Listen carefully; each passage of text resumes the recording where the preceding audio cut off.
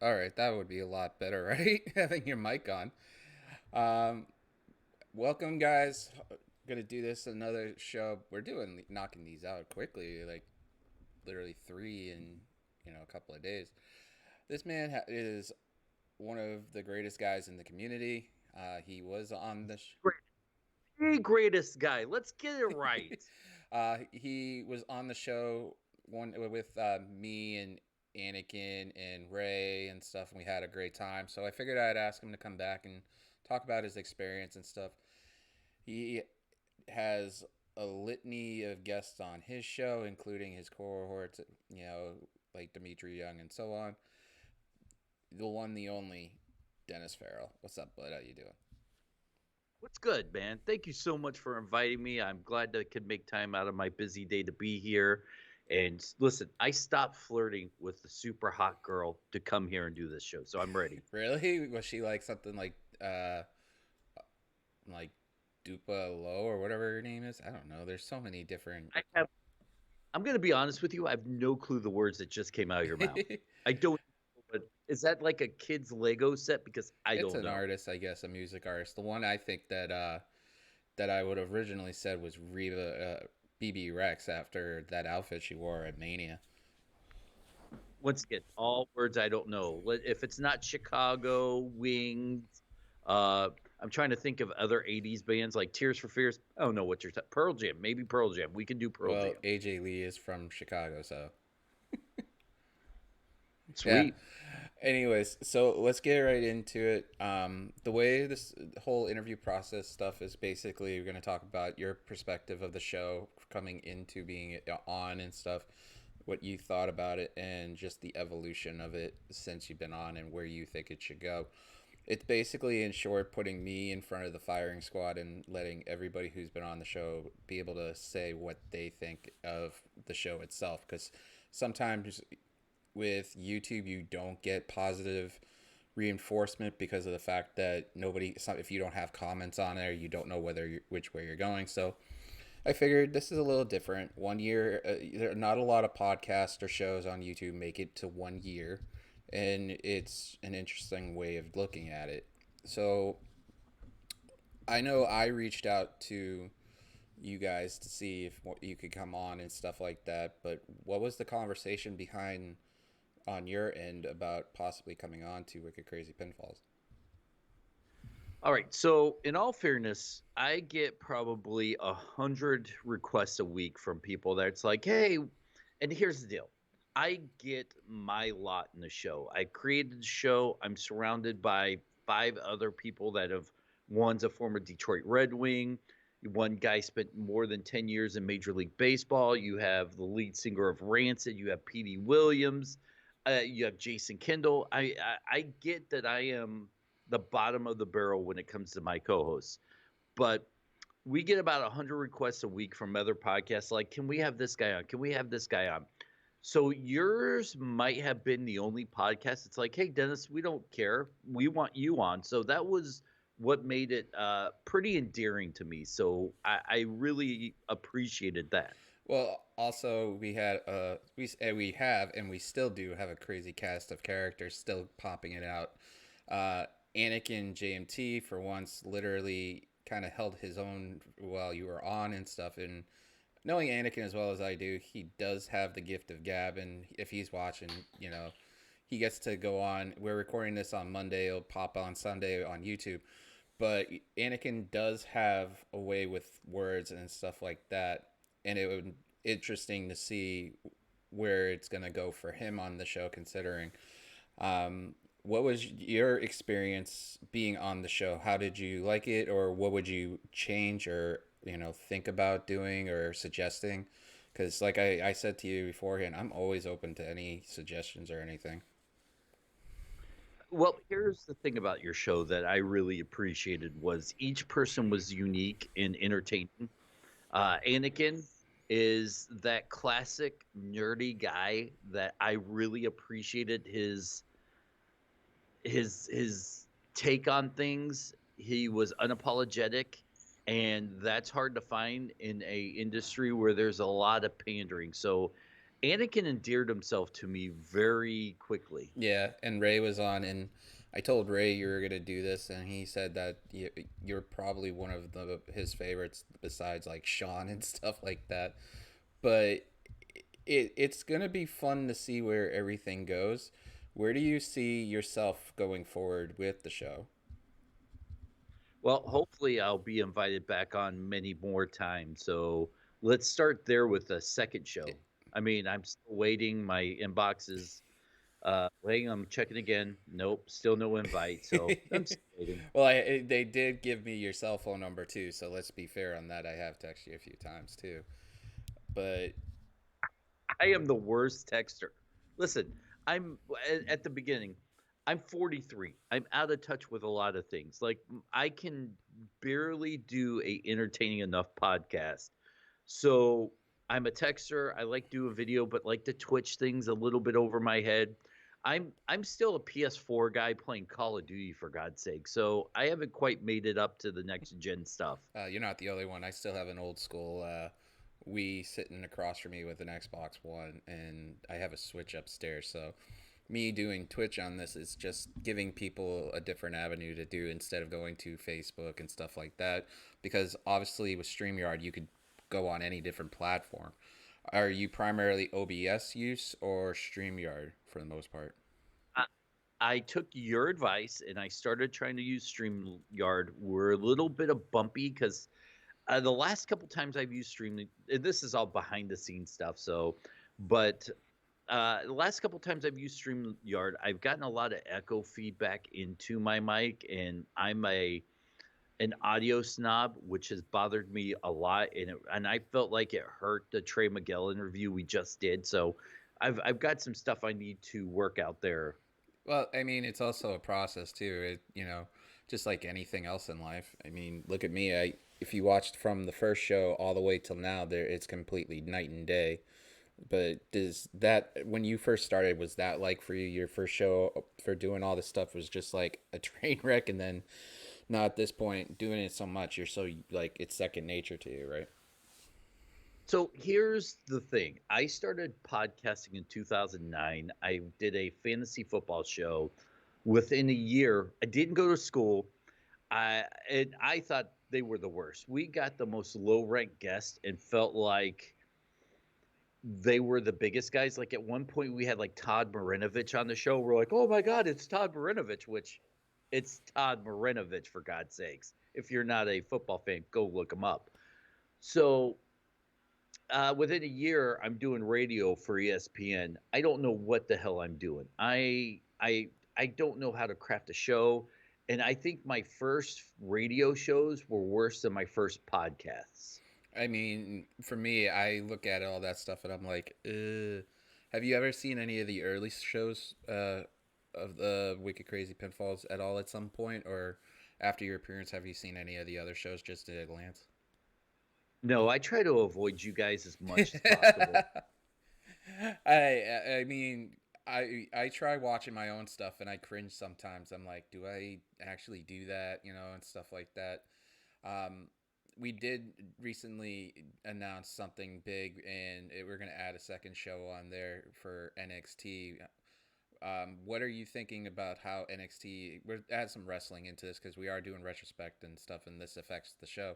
About Tuesday nights, do you think NXT on Tuesdays is the right thing? It's a safe thing. As many times as we've interviewed a lot of different wrestlers to try to get their take on it, the one thing I try to do is try to get them to be confrontational, to say something, but they don't. But the one thing I've learned is with WWE moving to another night, it really frees up the wrestling fans to be able not to have to pick one or the other, but to watch both and enjoy it. So I think it was overall a smart move.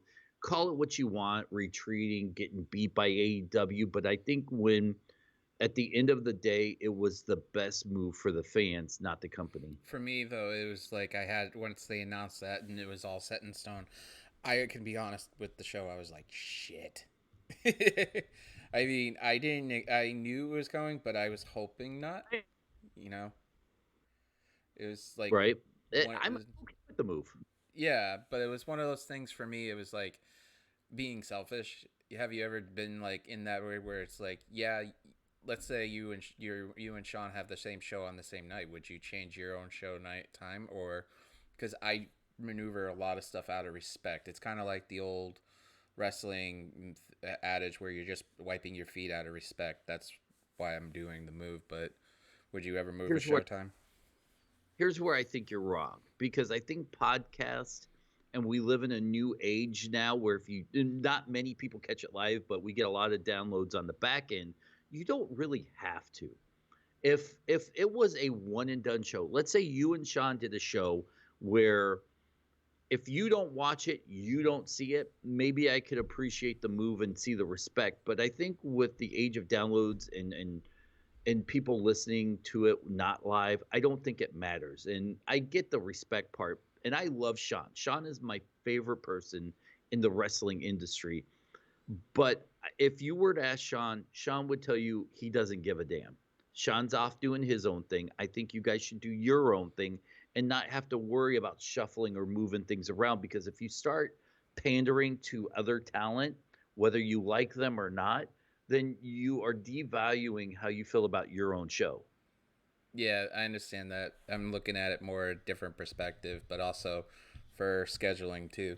Like for example, like Ray's a teacher, and a lot of the stuff for him to come on, it has to fit a certain framework because he also is a father, like a lot of people are. So I want to make it easier. I have it. Well, first of all, let's just get this out of the way. He needs to be a derelict when it comes to a dad. Just stop being a dad. All right. uh, Kids are going to grow up. Just lock them in a room. You go do the podcast. All right. They don't need. Listen, between us, I don't know if they even like him. Ray, I'm sorry. I love you, Ray. I meant it with my heart there. I, it's interesting too because we all the other thing I'm doing is that I put out there that we're gonna have a title belt on the show, and everybody who's been on the past show episodes are allowed to be on there. So I asked this towards the tail end, but I figured I might as well now because we've literally been burning a lot through the questions real quick that I had. Um, do you how many times do you think you would win the Wicked Crazy title? Zero, honestly, Really? zero. I am not that great. As much as I love wrestling and I look back at my predictions, I am so wrong on my predictions. I don't know what the hell I'm doing half the time. Listen, I'm lucky I found my way here today. Well, I mean, you are the first one that's out of the two I've already done that said that, they wouldn't. But I have a feeling that I think you might be wrong. I think you might get one shot at it, but you never know. But I figured, this usually I do an hour, but we got like rock anyways and stuff. So, um, what do you think is next for the show? Like in your opinion, like if you see looking for the next year coming up, where besides you being on a few more times, where do you think it'll end up heading? Well, let's use the word one. I'm only aiming for one more time on your show within the next year. My contract requires me to do one time, and then I'm gonna do the one, and I'm done after that. Changing my number, I'm gonna actually move to a different state, so you can't find me. I may change my name, but I feel like that's a little bit drastic. I do plan on like leaving my kid, my ex-wife. I'm okay with that. That'll be all right. So my kid will probably grow up to be better without me as a dad. But no, um, in all realistic, I think I see you guys continuing. I think you have found your identity as a show, which I really like to see. But I think in the long run, you guys should get that Right. confidence to feel like you could go up head to head to any podcast live and not have to move days. That would be my only advice, because I like what you guys are doing. You're doing your own thing, you're growing a fan base. But the one thing I learned when I was with ESPN and Fox is pick a day, pick a time slot, and just stick with it. So if people show up live, you become destination watch. If you start jumping around and moving around, then people may do this and that and can't quite watch, and it really disrupts a fan base. So that would be my only advice to you guys is, you know, uh, pick a day, pick a time, keep at it. And, as much as I love Sean, if Sean decides to do something that time, don't back off of it, man. I love Sean Rossap, great, phenomenal guy. You guys need to create your own thing and not worry about what anybody outside your space is doing. Well, I mean, the move would basically because NXT is going on there and stuff. But I get the point. It's just you don't change for what you believe in, and that's where it should be. For me, it's like I don't know. I'm old school. I believe in being respectful to people that helped you out and got you to the dance kind of thing. But kind of like with you, I've learned stuff from you being on the show where it's like, you kind of have to have a certain aspect and presence of certain things. Yeah, I might be good at certain things, but I always want to get better. So, I mean, if you had to put me in front of the firing squad and tell me what I need to get better at, what would it be? All right, you know what? I can do this. I think you need to get confidence. You have a phenomenal flow, phenomenal voice, but I feel like a lot of times as a host, if someone presents an argument, you tend to back down a little bit. And I had to go through the same thing when I first got into radio and podcasting. You get somebody on, and here's the thing: if I don't care if they're a bigger name or not, they're coming into your dojo. They're coming into your house. They have to wipe their feet on your floor mat and come into the space that you've built. So there's a respect that they have to bring to you. And you as a host, you have to have that swagger like, yeah, you are coming to me whether I invited you or not. And if you're in the middle of a conversation or an argument, I really feel like you need to be a little bit more, hey, agree to disagree or this or that. But I think you're almost there. And I think even you would probably admit at times where you're like there, and you've said it many times, you have this respect thing, but you can disagree with someone and still have respect for them. Yeah, like right now, it's just interesting to see the evolution of the show. I never really, after watching it, a lot of the stuff back and watching the episode with you and me, it was interesting for Anakin to go on a rant and both of us are like trying to look at him and try to get a word, which that's how Anakin is. Like, has you have anybody as a guest that ever does like as passionate as Anakin was on that episode? Not just guests, I mean hosts. There are many times where Dimitri Young would go off on a rant and I just want to hit mute, or Darren McCarty, who's won 4 Stanley Cups and deserves all the respect in the world, will start going on a rant, and you're like, all right, how do I mute him? But you can't mute him because he's got 4 Stanley Cups with the Detroit Red Wings. So it goes both ways. And yes, I've had guests that were painful, and I can't mention names, and maybe one day I will. That I really was like, I hope that a meteor hits my apartment, wrecks it, catches everything on fire, so nobody will be able to see this interview see the light of day. It'll see the light of day, but everybody actually is like all ecstatic about it. For me, you being on was like on the show literally, and this is just me, and I said this to you, I think, is that it was extreme honor because of a lot of the stuff you've done, and like you said, ESPN, you hang out with really great guys around on a regular basis. The interviews you do and stuff like that, it shows your passion on it. So for me, it was like having like Sean and Jeremy all mixed into one, and just having somebody who had that kind of swagger, just walking into a this kid's show from Boston, literally just having fun and hearing three idiots talk about the Rumble and talk about other things and stuff like that too. But that's it. I was there. We all were in your spot. I've put my time in. Been doing this since 2009. Uh, So I've been there. I've made tons of mistakes. I've ruined friendships because I thought I had an ego. My marriage part of it fell apart because I thought, oh well, I'm a big star now. I don't have to take out the trash. This is all the stuff that is weird as it sounds. I've had to go through, and you hopefully minus the losing a marriage and friends part, you'll start to understand and get, and then you'll get comfortable in your skin, and then you'll figure out what your little part in it is, and then you'll grow it from there. And that's the real secret to it is be comfortable with what show you want to do. Don't do it for anybody else but you. And when you get comfortable, that's when the growth really starts. So, with the show going to be in about almost 5 weeks from now, 1 year old, what it would with your show, when you hit a certain milestones, what do you generally do to celebrate it? I'm still a nerd. I still geek out whenever we have guests. Like I'm gonna give you two guests that we haven't even announced yet that are coming on in the next 2 weeks. And I am giddier than a little schoolgirl right now because we've got Scott Demore and Chelsea Green coming on in the Wow. next two. Right? I still get giddy over these guys. I mean, we're working on getting Brian Myers. Giddier than a schoolgirl about Brian Myers. I love Brian Myers. He's one of my favorite wrestlers. To me, I get excited when 10 people still listen. And or more than anything, when I still get an email saying, "Hey, I love the podcast," or "You made my day," or "Thanks for this interview."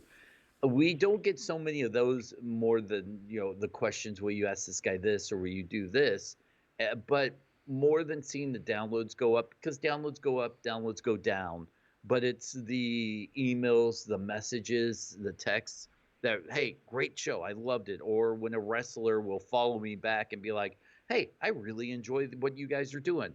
For me, that's more gratifying than seeing the downloads or the endorsement checks. Yeah, I wish I get those in checks. That money's And you will get them. It will come when you get comfortable. it would be an interesting thing. All of a sudden, you see Blue Chew ad come out of nowhere. It happens. Yeah, I mean, we got one of the guys that's in the Fightful chat all the time, and he jokes around and calls him his the greatest heel on the show. Has anybody have that kind of personality where they just take over a persona for the fun of it? You know what? I will sometimes do it to play devil's advocate. It's a slippery slope in a show because fans know when you're being authentic or not. People know when it's a bit or not. So I try to just be natural. Sometimes I'll throw in a goofy comment or I'll be snarky just to try to spice things up or add towards a argument. But it took us, I mean, we're probably 60 episodes into this incarnate of the wrestling perspective right now. And we're still trying to find our own voices individually. You have Lars Fredrickson from Rancid. If you're a fan of punk music from the 90s, he was one of the most influential punk bands ever. Is a guy who's never really done a podcast, and he's trying to figure out what he wants his personality to be. You have Darren McCarty, who's won 4 Stanley Cups, who, he knows who he is, but who and I think you can agree with this, and not to be too long-winded for the fans at home, but when that camera light comes on, you're not who you are normally. You have to kick it up a little bit. You have to be a little more entertaining at times. And it's a challenge to figure out what your personality is going to be, I guess, long story short. Yeah, I mean, it's interesting. Like right now on the show, if you watch a little bit of it, the last couple of weeks, there's a feud going on between Anakin and Rey for, pride and all that stuff. I mean, it's entertaining in its own aspect. Like sometimes, like we'll have Wrestling Plug Inc. on, and his name's John. We'll literally just sit there with a thing of popcorn and just let them go, while me and a few other people are just sitting in the background, just enjoying it. What is like your for your show, what do you think is the future of that, considering you gave really good praise on mine? I like right now, with even though it's a retrospect on my show, I like bouncing night back and forth on all that stuff. Boy, that's a good question because I used to be the kind of guy that has to plan my show out, that has to have a direction to go. And as this show has grown, we've kind of have now do things by committee, which is a little bit more different because I'm the guy that does the graphics, that writes the write-ups, that uploads and edits. I do everything. And now I find myself having to share the ideas or the direction of the show with 4 other people, which I may not always agree with. And that's the hardest part to me is giving up a little of the control with doing all the work. And they know and they understand that. So as far as the direction goes, I wish I really had a direction for the show. Sometimes I want to do more shows, and the guys are like, "Let's do less shows." Sometimes I want to do less shows, and people are like, "Let's do this one." Or it's, "Hey, let's have this guest on." It's like I don't like the guy. I don't want him on. Um, but it's right now. It's we you know what? I'm going to be honest. Right now, we are just trying to learn each other still after 60 some odd episodes to put on the best show that we can. You can see in a lot of the interviews we do where there might be some hesitation where someone wants to ask a quick question, but the other guy wants to go next. And it's a dynamic that's fluent in trying to fix itself. Yeah, now that we have a regular crew going on with Ray Callahan, Anakin, Aaron Entertainment, Wrestling Plug Inc., and we bring people here, and it's interesting to see because now seeing it from what you guys do and now what we're doing, it's interesting to see the different points of view. Like Anakin's passionate, so when Anakin goes on a tear, Anakin goes on a tear. Um, or Rob Wilkins, who is part of the Fightful crew and also shooting the Sportage, goes on a tear about the releases that just happened in WWE. That's interesting. Has anybody went on like a rant that you were like just like enjoyed completely? Because on the show, if you haven't seen it, Rob went off on the inspections recently, the releases recently. Sometimes everybody has to let it out, but which, if you had to watch the show, what would be your favorite rant on there down the line? And you don't have to answer this now, but just on the next time. And what was your favorite rant to do, or have see what somebody do? Oh man. That's tough because there's a lot of rants, a lot, and I feel put on the spot now because I'm like trying to think. I will say this, and I will bring this back to advice for you. It's sorry, I got a picture of like some sexy legs and it threw me off. But I will say this: the as a host, you will learn who has what opinion, and I like to pit sometimes my co-hosts against each other. So I will purposely have a topic, right? Let's say it's Drew McIntyre's here, whatever. I'm just throwing something out there to be funny. And Anakin is so anti against it, and that's the one thing that'll get him going. But Rob will maybe kind of agree or and kind of like it. I will kind of do that with my co-host where I know one guy hates something and I will just set him up to go. And I will make him go last because as the host, you control the direction of the show. So I'll be like, hey, man, what do you think of this? And then I'll pitch it to this guy, and I'll watch him in the corner. You know, uh, as people may or may not know, we can see everybody on the screen as we do things, just get madder and madder. And I will draw it out. And then when I finally pitch it to him, I'll just sit back and watch him go off. It's a fine art to hosting that hopefully you've learned at this point. Yeah, it's interesting. We had Drew Nicholas, Big Money Drew, on recently too, and he just went off about a bunch of stuff. So we just basically opened up on StreamYard. You focused on him, and the whole screen took it. He kind of got taken back because of the tension. Because I've learned when someone wants to go and you see that it's not the vocal aspect. I know you probably have heard this, but it's more so like the facial and the body. That's I have it with my communications degree. I learned that body language is more key than communication, like verbal. Have you seen people like on my show, like when you were on, that their body language changed a little bit or tone changed, and you're like, oh, this is going to be interesting? Anakin for sure. Anakin is one of those guys that seems like he is a amazing, nice, sweet guy, but he can easily be deflated when everybody seems to bully up on him. But I think he's also one of those guys that loves to invite that onto himself at the same time. I saw that a lot. Yeah, Anakin likes a challenge, that's for sure. And Yeah. and that's one of those things that makes him a great person on the show because like with him and Ray, they push each other's buttons back and forth, but you know it's in a good way, and I think that's the best part. With your experience, because we're getting up on Raw, and I figure we go up till then. And first off, I really appreciate it. It's been an honor for you to help me out and stuff. That do you who do you see as like a guest that is gonna be on next time other than yourself? Like who do you think is like the big star going into from 2021 to 2022 on the show that you think could happen? Sean Ross Sapp, of course. I think that's your unicorn. That's the guy that you've based the show off of. You've mentioned a few times how much respect you have for the guy. I think that's your unicorn. Get right there for you, even though, he's within grasp. Yeah, I've had Sean on previously last in the past year. Sean would be having him and Denise Salcedo on at the same time would be an interesting thing just to get their perspectives on stuff.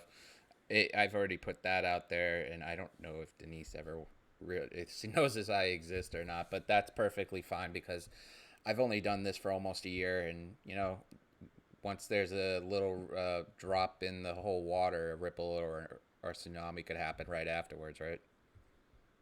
Right. Absolutely. So this has been a blast, and I enjoy, and I'm glad that you sent me an invite. This has been fun, and I'm happy for your success. I'm also happy for you because of the fact that it has somebody that I could look up to more so because of the fact that you have more experience than I do, but also you can guide me into the certain aspects. Like if you watch the show and be like, you need to fix that or something like that. Um, Other than that, we're even though we've been doing hour formats, but I wanted to do a little shorter one just because I had a bad day at work like anybody else would. But I'm gonna name off a few people in the community, past guests, and you can tell me what you think of it, and then we'll wrap it up with everything else. Um, Oh, this Ray Callahan. I like Ray. Ray is a fun guy, but Ray, you know what, Ray? I like Ray because Ray thinks he's the smartest guy in the room.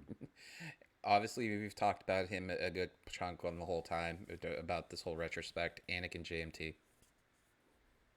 Anakin, come on, man. Anakin's my boo right here. Give it up to you, Anakin. Uh, you probably know his work, and probably have talked to him. Jeremy Lambert.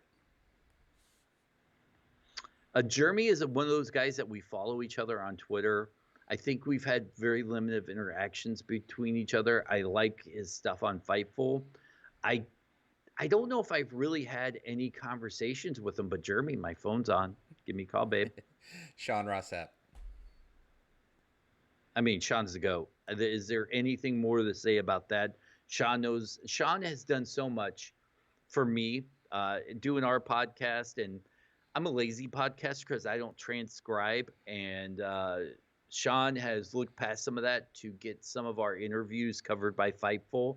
So I owe Sean a lot. So Sean, if you ever see this, thank you, buddy. I would mention Rob Wilkins, but you probably have seen him a little bit.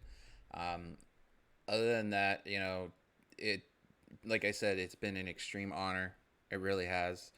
I feel blessed for having you on one of the shows, and we're gonna start planning something down the line, probably in a couple of weeks and stuff. For maybe have you pop in the 1 year, and then maybe do something afterwards if there's time. Um, but I think for me, having you on that show with Anakin and stuff, it meant a lot in the point in my life because I was in a bad spot, and having somebody who is likes to have fun, who likes hockey, likes a lot of the same stuff I do, and just likes to enjoy it. It meant a lot. So I wanted to say thank you for your time. Thank you. I appreciate everything you've done, and tell them where they can find you, my friend. Listen, Wrestling Perspective. It's a podcast. As you kind of heard some of the names, if you're a sports fan, great. If not, it's hosted by myself, Petey Williams from Impact Wrestling, Darren McCarty, 4-time Stanley Cup champion, Lars Fredrickson from the band Rancid, Dimitri Young, former MLB All Star, Jason Kendall, another MLB All Star. We just love wrestling.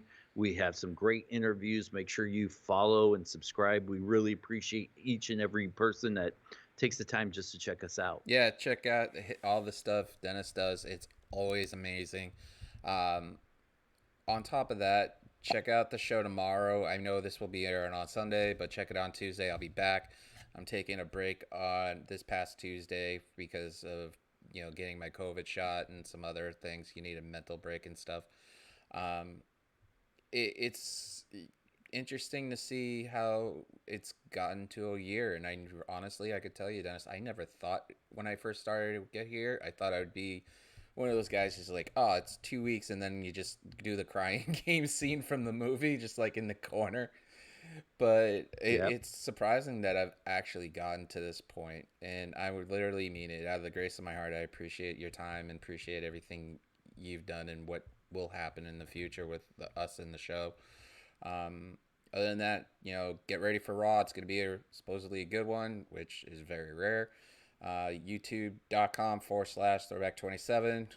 Ray Callahan did the show previously when this airs on YouTube, but if you're watching on Twitch, check them out. Go support them. I won't be on screen, but they'll be taking over, and it just feels weird not being in the host seat, though.